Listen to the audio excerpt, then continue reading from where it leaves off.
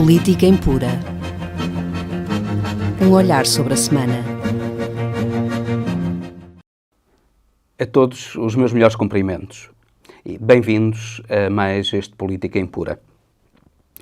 Este Política Impura vai ter como temas principais a greve desta semana na CP e os problemas do caminho de ferro em Portugal e a eleição de Bolsonaro no Brasil e os problemas que daí decorrem e as razões que levaram à sua eleição.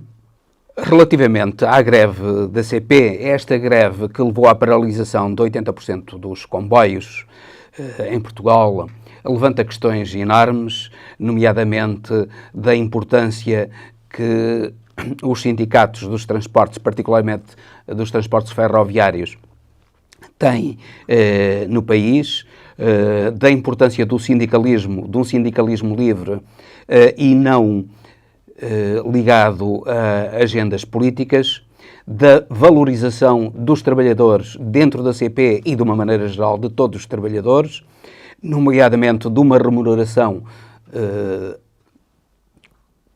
aceitável para eles todos e que permita a dignidade da sua vida e a valorização do seu trabalho. E, finalmente, uma análise da problemática dos caminhos de ferro e da importância que eles têm para o país. Eu começo por abordar a questão dos caminhos de ferro em termos de teoria económica, como o fez em determinado momento um grande economista americano, chamado Walt Whitman Rostov, que escreveu nos anos 60, foi publicada em 1960, uma obra notável intitulada Análise do Crescimento Económico, que levou a uma análise do crescimento económico um pouco paralela à feita pelo Capital de Marx, mas que no subtítulo tinha a expressão Um Manifesto Anticomunista. Rostov era um liberal e chegou a ser conselheiro do presidente Johnson, mas a sua obra é absolutamente notável e aborda este tema que vos quero falar aqui, que é a importância dos caminhos de ferro no desenvolvimento das nações. E no arranque, naquilo a que Rostov chamou o take-off, isto é, o arranque da industrialização das nações. Rostov, na análise que fez ao desenvolvimento da ferrovia nos Estados Unidos, chegou à conclusão que a economia dos Estados Unidos, isto é, o Produto Interno Bruto dos Estados Unidos, referido a 1958, seria cerca de 20% inferior àquele que se verificava se a ferrovia não existisse, isto é, se houvesse apenas a rede viária, a rede de estradas e de autoestradas e a rede de transportes aéreos e de transportes por navio. Ele fez esse estudo, demonstrou isso com bastante rigor e é um estudo que hoje devia ter-se em consideração no que toca ao desenvolvimento económico dos países e no que nos interessa aqui particularmente relativamente ao desenvolvimento económico de Portugal. Foi pensando nisso certamente que a China propôs recentemente a criação de uma nova rota da seda para ligar a China à Europa. Propôs e começou já a levar a cabo essa rota da seda, que para já está só no caminho de ferro, pretende também que vá crescer para a rodovia. Para já, a Rota da Seda tem uma linha férrea que realiza todas as semanas ligações entre Chongqing e Duisburgo, na Alemanha. Chongqing, mais ou menos no centro da China, que é uma grande zona industrial, tem uma zona com a área aproximada, uma região chinesa com a área aproximada de Portugal continental, mas com o triplo da população de Portugal continental, e esse caminho de ferro, essa linha de caminho de ferro, liga a China a Duisburgo, na Alemanha, junto ao Reno. Duisburgo é um porto seco na Alemanha, junto ao Reno. Ambas localizações estratégicas. Chongqing, no centro da China, numa região altamente industrializada, e Duisburgo também no coração da Alemanha, ou melhor, no coração da Europa, próximo dos grandes portos alemães, nomeadamente dos aeroportos alemães, nomeadamente de Frankfurt, e do porto do grande porto de Roterdão, que é o maior da Europa. Ora bem, claro que a China, como se costuma dizer, não brinca em serviço. Neste momento talvez, juntamente com a Alemanha, a única nação a nível mundial que tem uma estratégia clara e bem pensada de crescimento e, de certo modo, até, o que nos deixa assustados, de domínio internacional. Infelizmente, a Europa não tem prestado muita atenção a isso, e Portugal, particularmente, não tem prestado atenção a essa realidade, que é a importância da ferrovia. A ferrovia em Portugal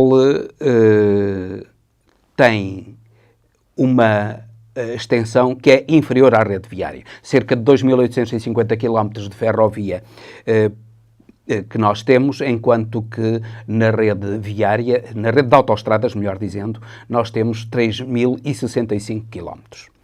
O que é algo notável e revela a cegueira, a incompetência de todos os governos anteriores, todos, sem exceção,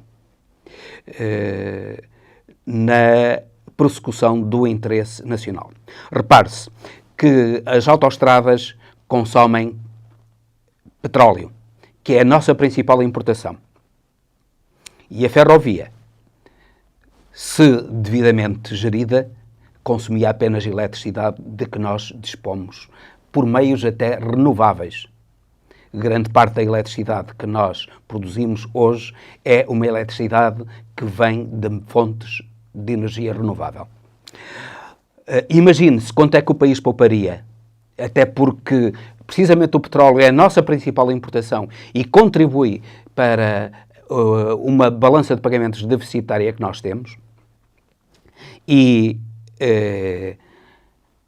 o país, infelizmente, perdeu ao longo destes anos todos, com Cavaco Silva, com António Guterres, com o governo do PSD que veio a seguir de Durão Barroso e Santana Lopes, com José Sócrates, com o outro governo do PSD, agora finalmente acordou-se para a importância da ferrovia. Um pouco tarde, mas está a fazer-se alguma coisa. E repare-se que a ferrovia é essencial. É curioso como é que os nossos empresários não falam da importância da ferrovia e não reivindicam uma ferrovia eficiente. O transporte de mercadorias e passageiros, mas sobretudo de mercadorias em ferrovia, permite poupar cerca de 80% de custos de transporte em relação ao avião e cerca de 30% em relação ao barco e ao transporte em estrada. Repare-se na diminuição enorme dos custos, porque os custos de venda das mercadorias incluem necessariamente os custos de transporte, na diminuição dos custos que uma rede ferroviária moderna implicava. E, curiosamente, os nossos empresários estão tão preocupados com os custos do trabalho e não estão nada preocupados com outros custos, nomeadamente estes custos da ferrovia, que são custos de contexto, que são essenciais para o desenvolvimento do país. Repare-se que a Espanha aqui ao lado tem desenvolvido ultimamente, de uma maneira notável, a ferrovia e particularmente a alta velocidade. E nós esquecemos completamente da alta velocidade. E repare-se que nós, 70% das nossas mercadorias são dirigidas à Europa continental. E com uma diminuição de 30% pelo menos de custos na ferrovia relativamente a outros meios de transporte, incluindo, e mais ainda, como já disse, relativamente ao transporte marítimo, a importância que isso tinha na competitividade da economia nacional. E certamente por investir, como investiu na rede de transportes, é que a economia espanhola tem vindo a crescer mais do que a economia portuguesa. E, infelizmente, os políticos portugueses, particularmente a direita, que levou a cabo uma política de destruição sistemática da ferrovia. Uma política criminosa de destruição da ferrovia para a privatizar. Nós sabemos o que é que a privatização da ferrovia deu na Inglaterra. Sabemos que levou a cabo a destruição da ferrovia na Inglaterra com preços altíssimos, com condições péssimas, com preços altíssimos para passageiros e mercadorias e com condições péssimas porque as empresas privadas o que querem é o lucro e o lucro mais rápido possível e não os interesses nacionais. Ora, o objetivo do CDS e do PSD eram, sobretudo, de privatizar. E por isso levaram a cabo uma política de desinvestimento ao longo de anos e anos na economia, na ferrovia, que levou à diminuição da sua rede ao longo de anos. Um grande número de redes e de pequenos ramais foram extintas e o número de composições foi também diminuindo. E, por sua vez, a modernização da via nunca foi levada a cabo. Nem sequer da linha do Norte, que é a principal linha do país, que neste momento, com um atraso incrível, está a ser levada a cabo, com problemas enormes que nós estamos a verificar. Entretanto, o que está a suceder é algo de lamentável. Nós que tivemos durante muito tempo, com a Sorefam, uma empresa notável na produção de composições para a nossa ferrovia, destruímos a Sorefam e, neste momento, somos incapazes de, não só de produzir, mas de adquirir no estrangeiro composições eficientes e estamos a alugar sucata à Espanha, que neste momento temos de recuperar para que essa sucata possa circular. Entretanto, igual sucata nós temos, quer nas estações do Entroncamento e do Barreiro, que estão ali deixadas a apodrecer e relativamente às quais não se faz qualquer reparação. Por outro lado, a ferrovia, durante muitos anos, foi entendida não como uma rede integrada e cooperante e interoperável com a rodovia e com o transporte marítimo, mas como uma concorrente desses transportes.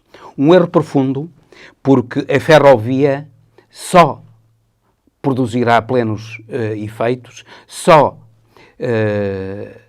multiplicará a diminuição dos custos se for interoperável, quer com a rede de autoestradas e de estradas, quer com a rede de transportes marítimos, quer com a própria rede de transportes aéreos. Se há uns tempos atrás o problema essencial até era o problema do transporte de mercadorias para a Europa, recorde-se, repito, 70% das mercadorias que nós exportamos são dirigidas à Europa continental. Se há uns tempos atrás esse era o principal problema daí as discussões sobre a localização do aeroporto, do novo aeroporto de Lisboa, da região de Lisboa, se no Poceirão, sem Alcochete, se no Montijo, como agora parece ter-se decidido, e a ligação ao Porto de Sines. Tudo isso, no Poceirão poderia fazer-se uma ligação intermodal, ligando ao Porto de Sines e ligando à Europa.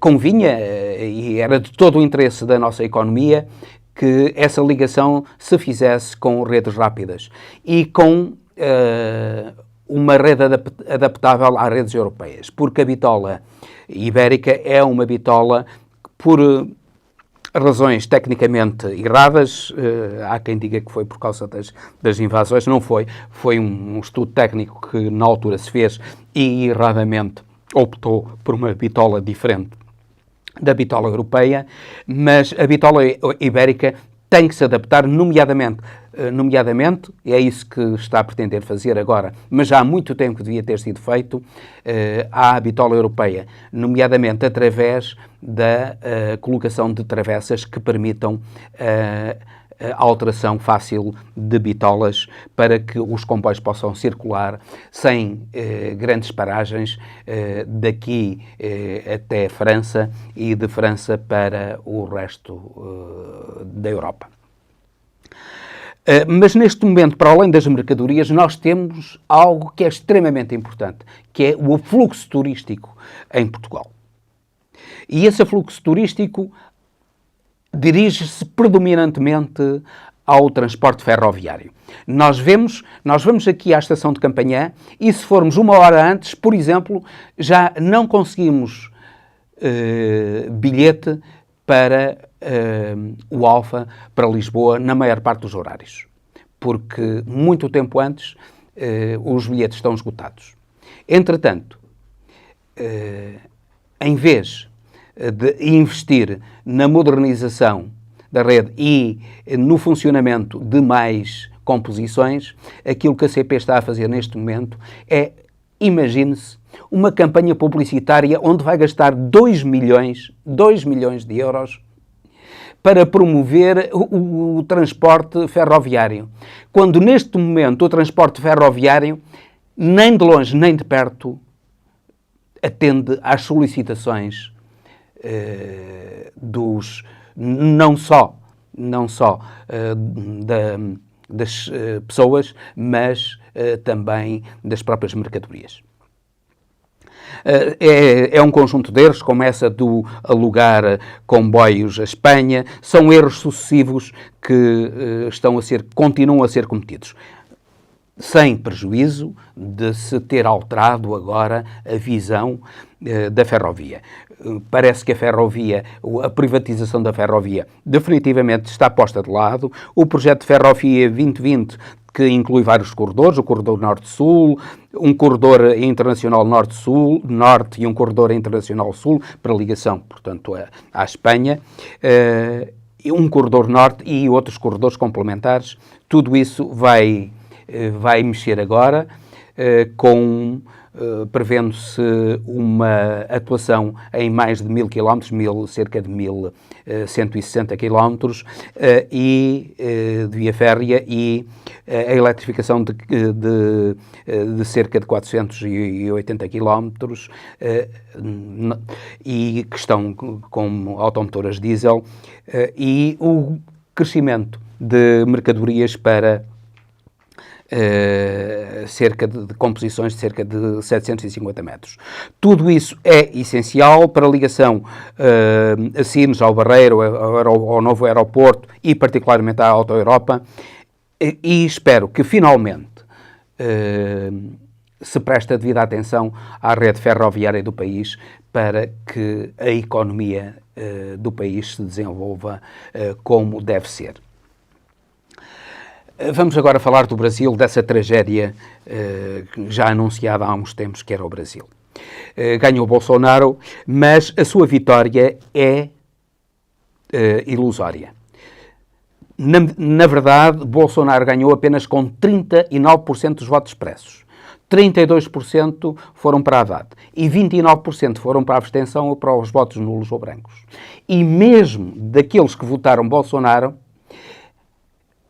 20%, isto é, a maior parte, declarou que não votou por convicção, mas votou pela negativa.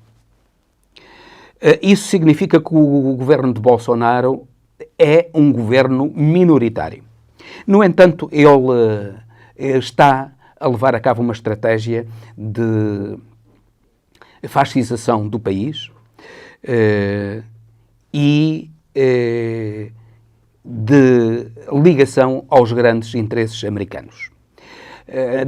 Parece que já não há dúvida nenhuma que, afinal de contas, o juiz Moro, que fez toda a sua formação nos Estados Unidos, a formação como juiz, formação complementar como juiz nos Estados Unidos, neste momento não passa de uma ponta de lança da estratégia americana para o Brasil.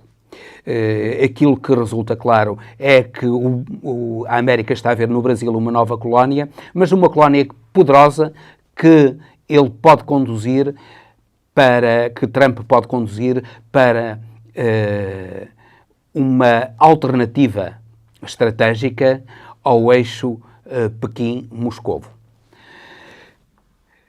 O Brasil é um país continental, assim como a América e assim como a China e a Rússia, e estão aí duas posições em confronto, e nessas posições Bolsonaro é o pivô de Bolsonaro e Moro são o pivô da estratégia americana para a dominação, no fundo, do Brasil e constituição com o Brasil de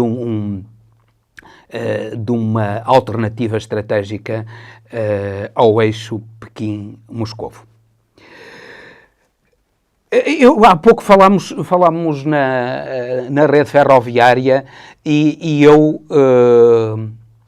foco a importância da rede ferroviária para o desenvolvimento do Brasil também e a importância da rede ferroviária, ou melhor, na destruição da rede ferroviária na situação atual do Brasil. Eu tenho aqui um mapa e um gráfico. Um mapa que mostra a rede ferroviária brasileira, que é uma rede que se concentra no litoral centro e no sul, no centro e no sul, particularmente na zona Rio de Janeiro, São Paulo e até ao Rio Grande do Sul, Santa Catarina e Rio Grande do Sul. A generalidade da rede e particularmente da rede eletrificada está aqui nesta região. E não é sem razão que esta região é a região de longe mais desenvolvida do país, porque tem uma rede de transporte ferroviário que existe, embora pequena relativamente às necessidades do país e ultrapassada, só 20 mil quilómetros dos 100 e tal mil quilómetros da rede ferroviária do Brasil estão eletrificados e estão aqui nesta zona. Se nós analisarmos o mapa da distribuição da rede ferroviária no Brasil, que o centro e o norte do Brasil estão completamente desertificados no que toca à rede ferroviária. E a dominação do centro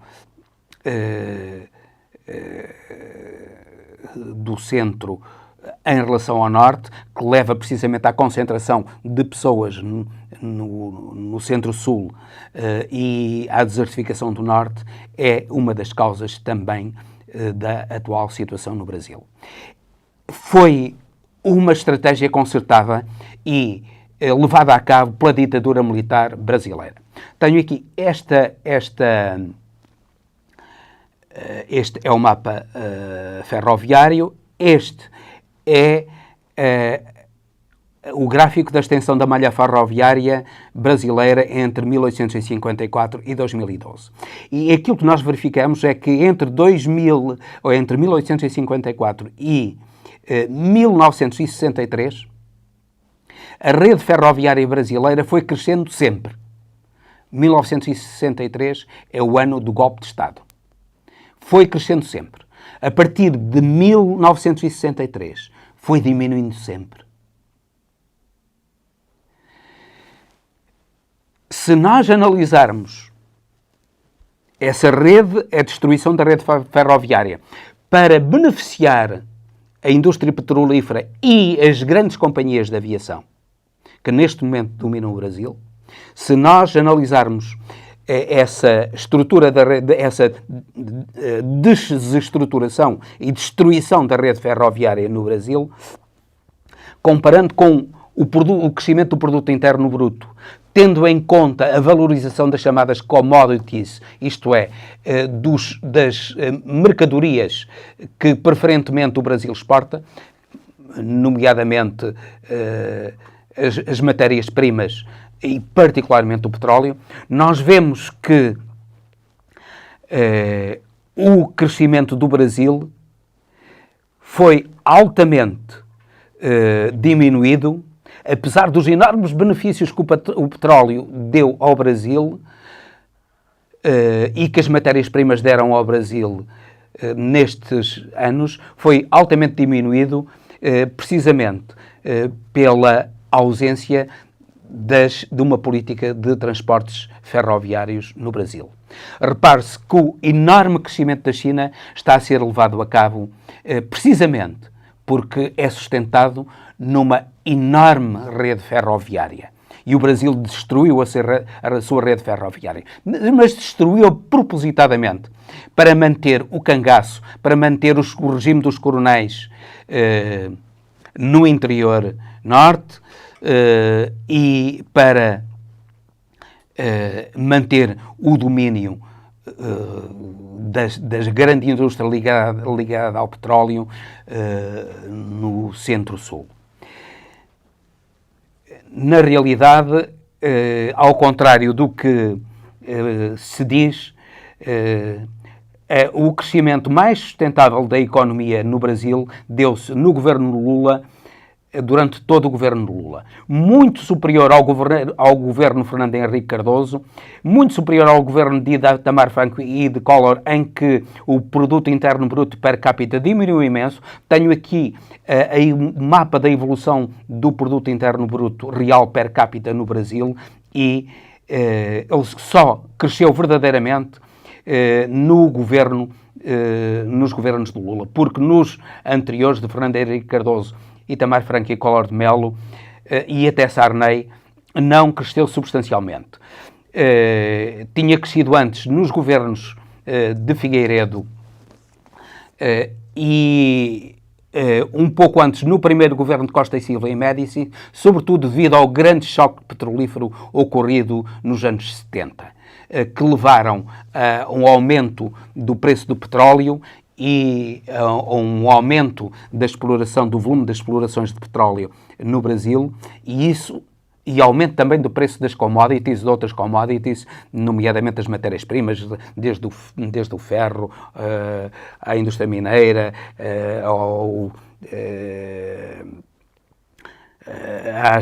às indústrias, à agroindústria. Tudo isso aumentou imenso de preço no mercado internacional e isso beneficiou altamente o Brasil. Entretanto, acontece essa tragédia do golpe contra a Dilma, porque, efetivamente, nos 2 últimos anos do governo de Dilma, o produto interno bruto real per capita diminuiu cerca de 4,5% em cada um dos 2 últimos anos. E diminuiu precisamente porque o preço do petróleo e das commodities diminuíram no mercado internacional. E Bolsonaro aproveita muito isso para instalar a sua ditadura no Brasil. Neste momento, com a ida de Bolsonaro, de Moro para o governo brasileiro, já não restam dúvidas de que aquilo que sucedeu foi um golpe. E a prisão de Lula foi uma forma de evitar que ele ganhasse as eleições. Uma prisão sem fundamento real, apenas uma prisão criminosa para evitar que ele ganhasse as eleições. Moro conseguiu isso. Como prémio, ele vai para o governo de Bolsonaro. Curiosamente, para a luta, para a justiça, claro, e para a luta contra a corrupção. Interessante, ele vai lutar contra a corrupção num governo em que o presidente da Casa Civil de Bolsonaro, um tal Onyx, está indiciado e confessou já crimes de corrupção, de Caixa 2. Em que o Rodrigo Maia, o ministro também, está denunciado pela Polícia Federal por corrupção, por receber milhares, se não milhões, por corrupção de empresas como a OAS, como o Odebrecht e como outras empresas brasileiras. É este o governo honesto que Bolsonaro e Moro querem apresentar ao país. É com esta gente que eles vão trabalhar.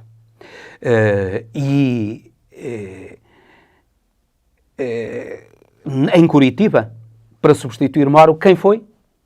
Foi precisamente a juíza que mandou prender José Dirceu. Ela mandou prender José Dirceu por o autor principal do mensalão, da corrupção de deputados para votarem favoravelmente leis do PT. Mas nem um só dos deputados que fizeram chantagem para receberem dinheiro de José Dirceu para votarem as leis que o PT pretendia, nem um só desses corrompidos está na prisão. É esta a justiça brasileira que repugna a qualquer pessoa de sã consciência.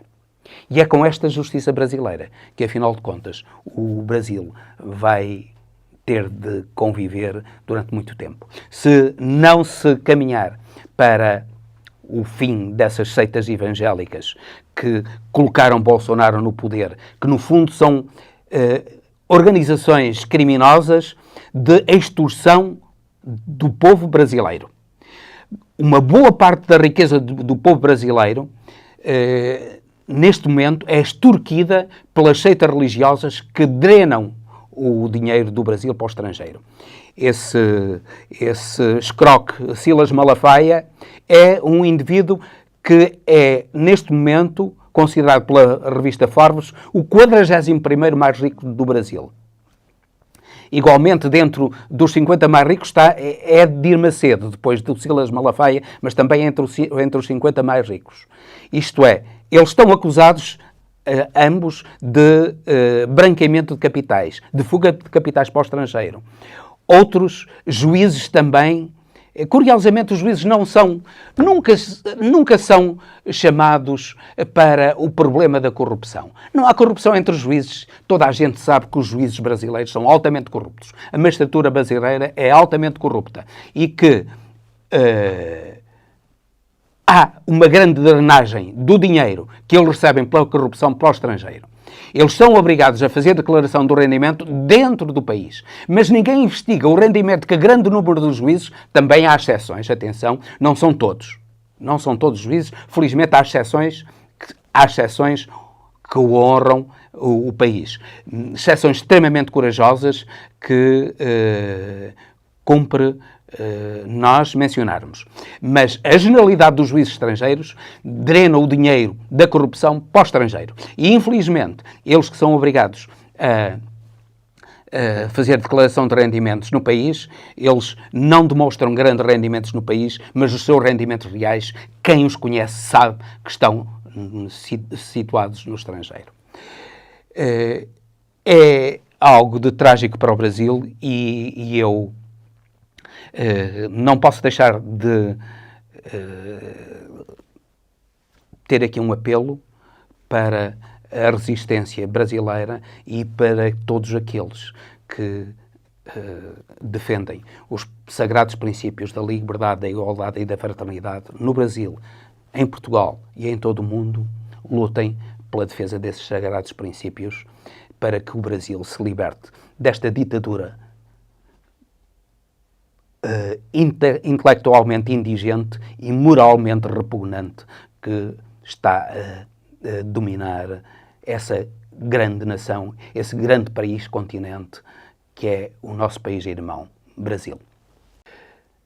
E com este tema sempre tão emotivo, até de certo modo dilacerante para os próprios portugueses, eu despeço-me até a próxima semana em mais um Política Impura. Política Impura. Um olhar sobre a semana.